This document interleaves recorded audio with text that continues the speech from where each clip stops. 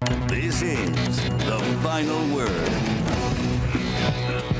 Welcome back to The Final Word. It's that time of year again. High school football is back. There's Clairton, one of the best teams in the WPIAL. Skylights right here on Channel 11 starts this Friday night. I've been covering high school football for a long time around here. I've seen some great players. Steve Breston, Ryan Mundy, Terrell Pryor, Jonathan Baldwin, Russell Shell. I could go on and on and on. But my question is to you guys, is WPIAL football still elite level high school football? Can we put it in the same categories as leagues in Texas, California, or Florida? Let's start with Alan, who's covering a team with a couple former WPIAL guys on it. Well, also, too, I used to go to spring training every year in Bradenton, Florida, where they play football the year round. Bradenton, Florida alone puts out more skill position guys every year than the WPIAL does, all the schools combined. From what I can tell now, it's a pretty good they still turn out quite a few linemen, but the skill position guys, I mean, you've got to go to Florida, you've got to go to Georgia, you've got to go to North Carolina.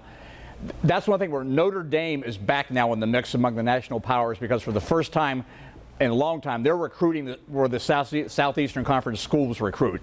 The Southeastern Conference schools recruit in their backyard. They don't recruit Western Pennsylvania.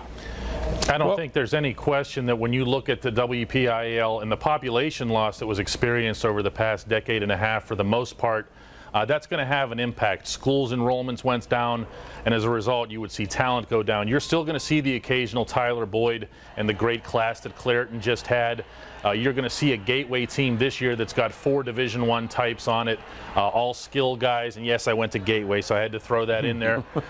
This is it's an area that's in decline in football, but I don't know that it has to stay that way for the simple reason that the population has become stable. I think the most important thing in Western Pennsylvania, and let's include the City League in this too, is that the passion for high school football, for amateur football, and the competitiveness is still here. And I think from there you can build that talent pool back up.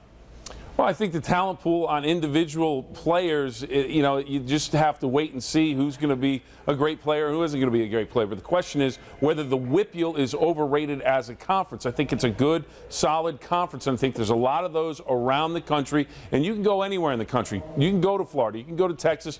You go to all these states in California, and you're going to find weak teams. You're going to find really good teams. But as a conference as a whole, it's a solid conference. It's a good conference, and there are some great players in it, and it's going to be a lot of fun to cover it on Friday nights. Is it the greatest conference in the country? Is it what it once was?